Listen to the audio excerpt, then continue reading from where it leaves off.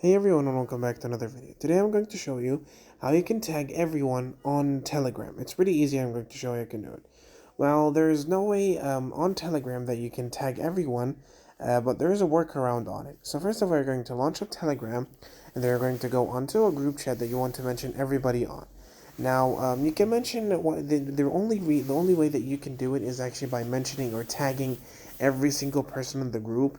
But this is no problem for small groups. But once you get into big groups, this is when it comes to this is when it is a problem. So how we can do this? So luckily there is in Telegram bots. As you can see, I have something called Mention Bot, and I'm going to show you how. So first of all, we're going to go on to Add Members from the group settings, and you're going to search for the Mention Bot, okay? And then you're going to have Mention Bot and add him to the server, okay? From there, you're going to click on the three dots, and then you're going to go on to administrators, and then you're going to add the mention bot as an administrator, and make sure that he sends messages, okay? Allowed to send messages.